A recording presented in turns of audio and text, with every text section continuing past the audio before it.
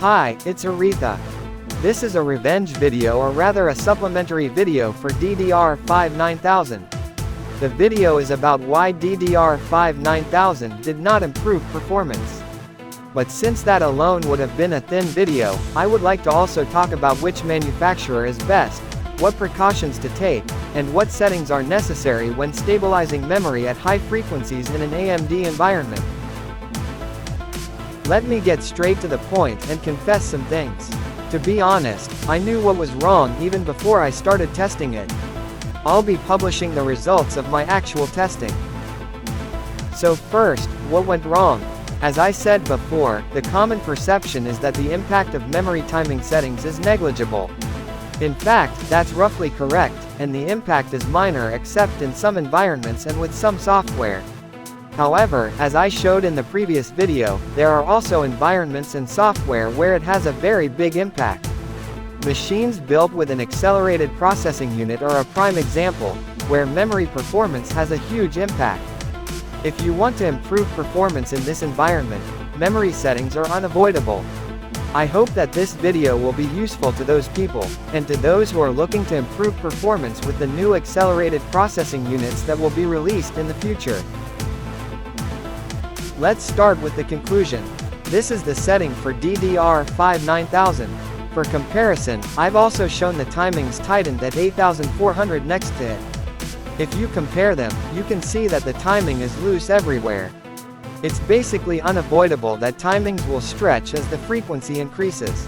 Therefore, when tuning the memory, there is an advantage of increasing the frequency. You will have to play around with it by weighing up the disadvantages that come with longer timing. A higher frequency theoretically means that the timing can be tightened to the very limit, so it is basically advantageous, but if you exceed the limit, it will end up like in the previous video. In this 9000 setting, some timings that should not be loosened are loosened. Those are these two. They will be tRDRDSC and tWRWRSC. Of course, other timings are also affected, so these two are not the only culprits, but the influence of these two timings is huge.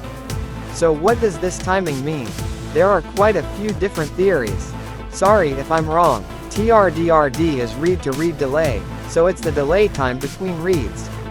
There are many types of read-to-read delay. There are 4 types: SC, SCL, SD, and DD. Each of these has its own meaning, different memory bank groups, the same memory bank group, different memory rank, different module. So tRDRDSC is the delay for different memory bank groups, so you'd think it'd be obvious that it should be 1, but with the 9000, this didn't pass with 1. In reality, with average memory and average frequency, this should basically be 1. Well, there may be some memory that doesn't pass, but I think most motherboards have it set to 1 on auto. In this 9000 challenge, the basic upper limit was 1.52, so I had no choice but to relax it. In the end it became 1.53, but hey. If the voltage is constant, the timing will not shorten even if you pray to God or care for the memory. That's why it happened like this. The same idea applies to tWRWRSC. It's write-to-write delay, so it's the delay between writes. Of course, in a normal environment it's 1. However, an error occurred when I set it to 1, so it's set to 2. I think there are some people who are wondering if that's really the part, so I've thoroughly tested it. With the 9000, it was impossible to pass them at 1 without a very high voltage, so I tested it with the 8400. Even with the 8400, when the voltage was 1.52, neither tRDRDSC nor tWRWRSC passed at 1. When I set it to 1.55, they passed. I ran the FF15 benchmark with both of these settings. As an added bonus, GEARDOWN is also enabled, so please forgive me. The result is as you can see. Only the settings in these 3 places are different. In reality, there is a huge difference in scores. If you look at this, even if you can pass 9000, if these 2 timings cannot be shortened, I think they understood that there was no need to aim for 9000 by force. However, this does not simply mean that the 9000 is useless. There are plenty of better memory out there. In fact, there are people overseas who have been benchmarking using the same Ryzen 7 8700G and B650M HDV, M.2. The DDR5-10200 benchmark was run with tRDRDSC tWRWRSC both set to 1. And this was not run at an extreme voltage setting. It is not a voltage that you would expect to use on a regular basis, though. Therefore, if you have good memory, there is a good chance. And you can also think the opposite way. One option is to increase the frequency to outweigh the disadvantages of loosening the timing. I think you can probably improve performance if you go up to around 11,000. The world record for DDR5 is just over 12,000, so if you can get up to that speed at around 1.7, you might be able to aim for the world record. Please try the challenge. It's also possible that Arrow Lake will allow you to reach even higher frequency ranges. I think it will be a good study.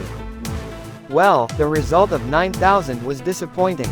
I will also publish the scores of various benchmarks for Tweak 8400.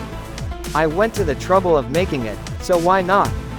The voltage setting for this setup is VDD 1.55, which is about 0.03 volts higher than the other settings that have appeared in previous videos. Thank you for your understanding. I am roughly displaying the results of various benchmarks. The score for the 8400 is improving steadily. Even FF14 downtrail, which had increased in the case of 9000, had only a slight increase. The 8400 also seems a little iffy with Blue Protocol, but it's improving more or less as expected. So I think the 9000 will also improve steadily if the timing can be tightened.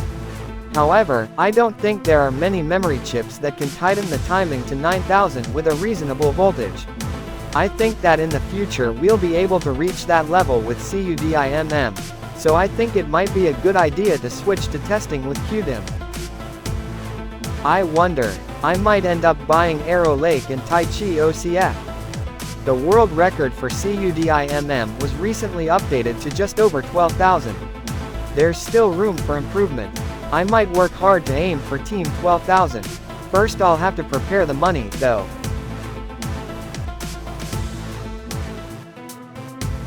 Well, I've finished releasing the data for the 8400.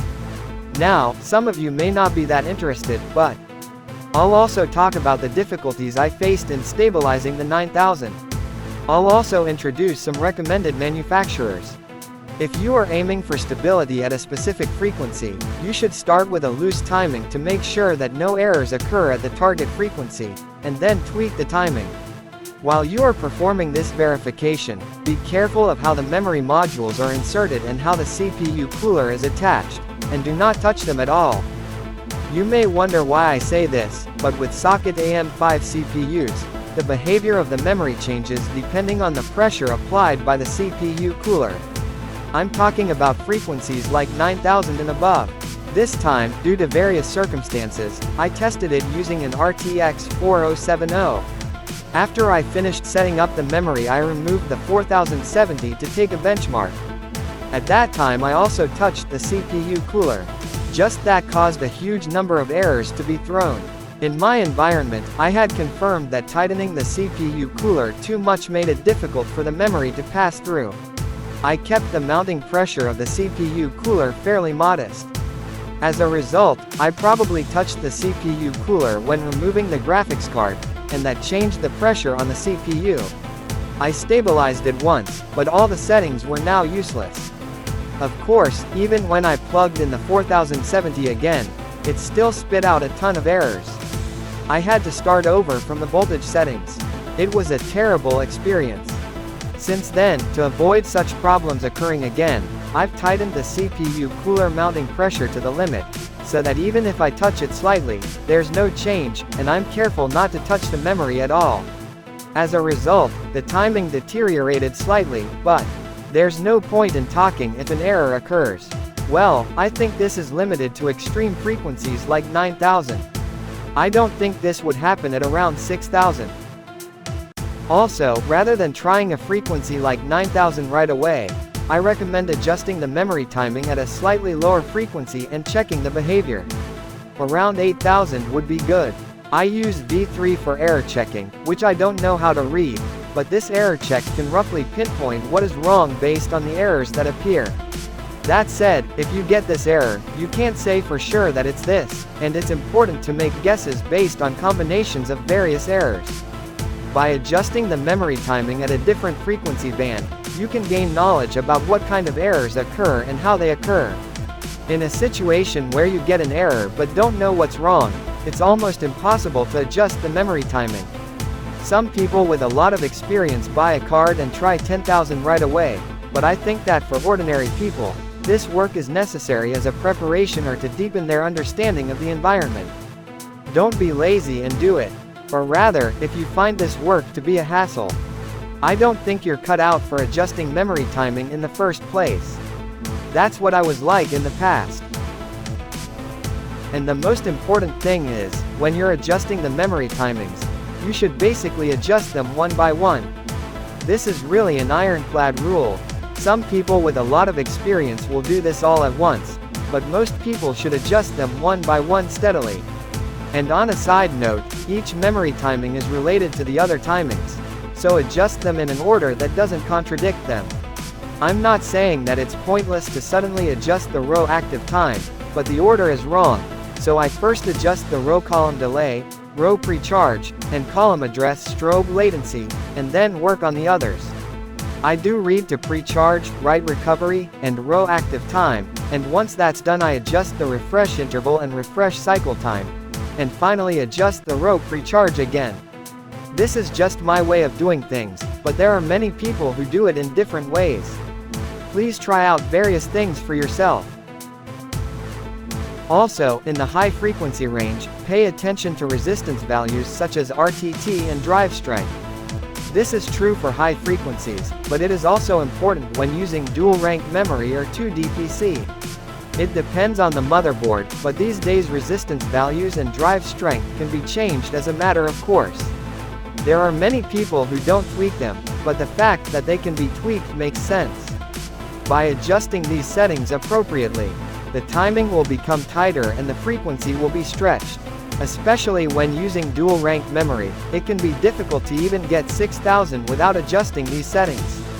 It is very difficult to find the individual optimum, and the only way to do it normally is to try everything by brute force. According to a certain company, the optimum resistance value should be in the range of 60 to 30, but there are rare cases where it does not fall within that range. If you have the equipment, you can use an oscilloscope to check the waveform and guess what settings are best, but most people don't have one. All you have to do is try your best.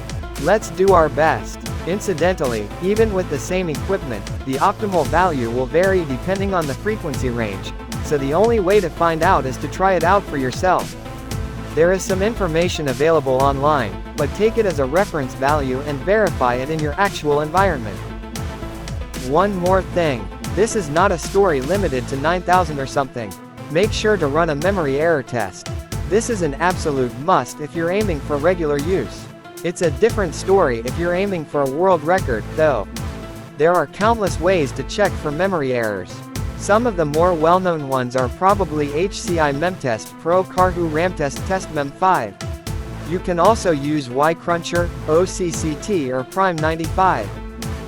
There are quite a few different opinions about this memory error verification software, but in my opinion, while there are quite a few people who value speed, I think that fast speed is meaningless if it can't detect errors.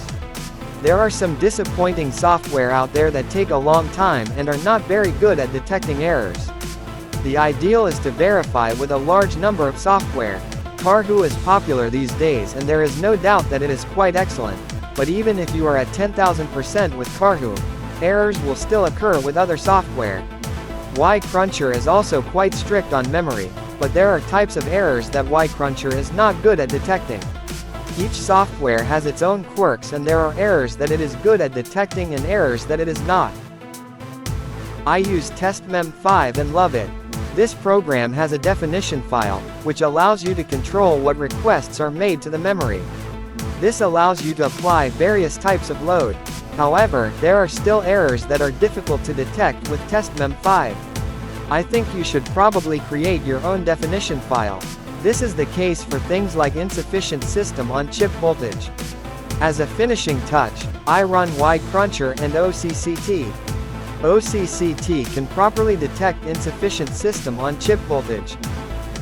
As an aside, I always run an error test on new memory at the rated frequency of the memory chip. Sometimes it will actually throw errors even when the memory is new. Depending on the amount of errors, it can be difficult to decide whether to replace it, but if there are a lot of errors, I have it replaced. If there are only a small number of errors, I will deal with it by tweaking the timing or adjusting the voltage. The MEM test that is often used in Japanese stores is quite lax in its error checking. Even if it appears when checking, there are times when it doesn't appear at the store. By the way, I should point out that the error check is only performed at the rated frequency of the chip. It is not the specs of the overclocked memory that is commonly sold. Currently, DIMMs are 4800, 5200, and 5600. Anything above this is considered overclocking. Next, let's talk about memory temperature. Anyone who is serious about tinkering with timings will already understand this, but memory temperature is very important. In particular, errors caused by settings around refresh interval and refresh cycle time will obviously vary depending on the temperature. This is irrelevant for people who haven't messed with memory timings or voltages at all, but if you're using XMP or Expo with overclocked memory and have 4 cards in a slot, make sure to expose the memory to proper airflow. I won't go into the theory too long, but if it's a Hynix chip, it will throw an error if the temperature exceeds 60 degrees Celsius. Minor memory errors are difficult to spot. Even if they're minor, if they occur in a critical part, it can become a hassle. I think it's important to take proper measures. Finally, which manufacturer is recommended if you are aiming for 9000 or above? I will give my personal opinion based on information I have gathered online. This is just about DIMMs. As for CUDIMMs, there is still little information available, so I don't know. Personally, I would recommend TEAM the most. Since the shift to DDR5, there have been many reports that TEAM's memory is excellent. I often see this on overseas message boards as well. However, it is quite expensive in Japan. That is one drawback. Next up is everyone's favorite, G-Skill. This is because G-Skill is major. There is a lot of information out there around the world, so I think it's very useful in that it's easy to refer to. Of course, I think the quality of the memory itself is also good enough. I also recommend vColor and KLEVV. There is one problem, or rather limitation, with this, but this is only true as long as Hynix's chips are the strongest. KLEVV, or perhaps Accenture. This company is part of the Hynix group, so Hynix chips are guaranteed. vColor also has strong ties with Hynix, so I think Hynix chips are guaranteed. I don't know what will happen if Samsung or Micron chips become more powerful in the future. G-Skill and Corsair, for example, use chips from various manufacturers, but some manufacturers tend to use chips from a particular manufacturer. This also changes with the times, so I can't say for sure that this will continue in the future, but as of now vColor and KLEVV are manufacturers that I can recommend. Lastly, and this is for experts, there's Patriot. It seems to be very excellent, but the base seems to be of a unique design, and it seems to behave in a slightly peculiar manner. I haven't used it myself recently, though. By the way, G-Skill is also said to be of unique design. There's information all over the place about G-Skill, so it's not difficult. There's not much information about Patriot, though. But once you understand that and can set it up properly, it seems to be very excellent. There is not much information, but when I search online I've seen some information that says it has very tight settings, but the voltage is low. That's all. I just want you to be careful. I'm not saying that other manufacturers are bad. There are other well-known manufacturers such as Corsair and Aretha. In today's environment, if a Hynix chip is installed and the PMIC can exceed the upper limit, any memory can be used to a certain extent. If you buy low-frequency memory, you'll end up with chips from Samsung or Micron, so if you end up with something like that, there's nothing you can do. To avoid this, buy a model with a higher frequency. I think it would be wise to buy KLEVV or V color. That's about it. Memory timing tweak is a very deep field. A certain person said, optimizing memory performance is a true black art that only a handful of people in the world have truly mastered. I think this is really true. You can understand the outline by reading the materials from GEADSC and Micron, but in an area that goes one step further and exceeds GEADSC's recommendations, effectively utilizing invisible margins to squeeze out performances. This cannot be achieved with ordinary knowledge. People who use their vast knowledge and experience to complete benchmarks in areas that are beyond common sense continue to research and consider things every day. This is a realm that an ordinary person like me cannot reach. I would like to end my talk by paying my respects to such people. If you keep fumbling around with memory, your life will end. So, although it is simple, I have summarized it. This is a swamp of memory manipulation. In global terms, it's a rabbit hole, isn't it? I would be happy if I could help those who want to get into it. Well, this will be the last video testing the Ryzen 7 8700G. I guess the only thing left is a review of a certain memory module. My current main machine is really reaching its limits. If I don't replace it soon, I won't be able to do anything, let alone update the videos. When putting it in the regular machine, also, I'm going to do a lot of testing to determine memory and CPU settings. Thank you for watching until the end.